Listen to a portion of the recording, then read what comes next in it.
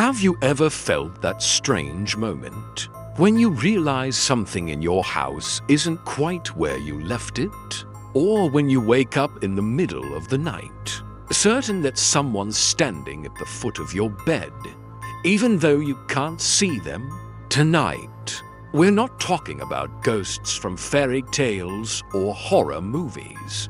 These are real stories from people who swear what happened to them was true, to terrifying experiences that will make you question what's real and what's waiting for you in the dark. So turn off the lights and listen carefully, because these stories don't end when the video does. It happened last winter. I live alone, a small rented house at the edge of town. It's quiet, dark at night, and the nearest neighbor is almost a mile away. That night, it was snowing heavily. The wind howled outside, and I was just about to fall asleep when I heard it. Ding dong. The doorbell. I checked the clock. 3:07 m. My heart skipped. Nobody ever visits me that late. I grabbed my phone, opened the security camera app, and froze. Someone was standing there. A tall man in a dark coat, head tilted toward the camera. I couldn't see his face, just his mouth. Smiling, I didn't move. I didn't even breathe. After a few seconds, he rang again. Ding dash dong. Then he spoke, his voice muffled through the intercom. Please, it's cold. Can I use your phone? Every instinct told me not to open the door. But before I could even respond, the man said something that made my blood run cold. I know you're awake, Rafi. My name. He said my name. I turned off the lights and crawled to the window. He was gone. I thought maybe he left until I checked the live camera again. He was now standing in my backyard, closer to the back door. I called the police immediately. It took them 15 minutes to arrive. They found only footprints circling my house, but they didn't start from the road. The tracks began right under my bedroom window, and the officer said something I'll never forget. Whoever it was, he wasn't wearing shoes. Barefoot, in the snow. To this day, the cameras still glitch around 3 a.m.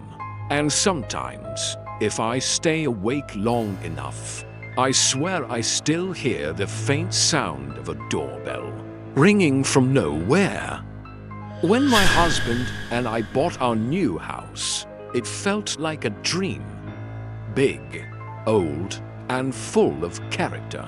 Built in the 1940s, it had that eerie charm you see in classic films. But from the very first week, strange things began happening. We'd hear faint tapping sounds from the walls, like someone knocking from inside. Lights would flicker randomly, and one night, the basement door swung open on its own, slow, creaking, deliberate. One afternoon, my husband decided to fix the wiring downstairs. While I was upstairs, I heard him shout my name. Panicked. When I got down there, he was staring at the far wall. A small section of concrete looked newer, like it had been patched up. Out of curiosity, he took a hammer and started breaking the plaster. After a few hits, a piece fell off, revealing a door handle. There was an entire hidden door sealed behind the wall. Against my better judgment, we opened it. Inside was a small, windowless room, maybe 6 by 8 feet. The air was stale. There was an old wooden chair in the center, and on the walls, hundreds of tally marks scratched into the concrete.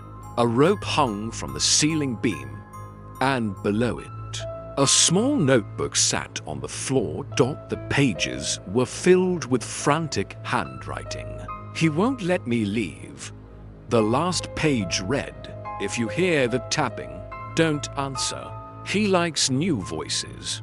We backed out and called the police. They sealed off the room, said it was probably an old holding space from the house's past. But that night, when I was lying in bed, I heard it again. Tap, tap, tap. From the wall right behind my head. I moved out the next day. The new owners came by last week to introduce themselves. They said they were renovating the basement and uncovered something strange. A new section of wall, freshly sealed. They said they heard knocking from behind it. I didn't say a word.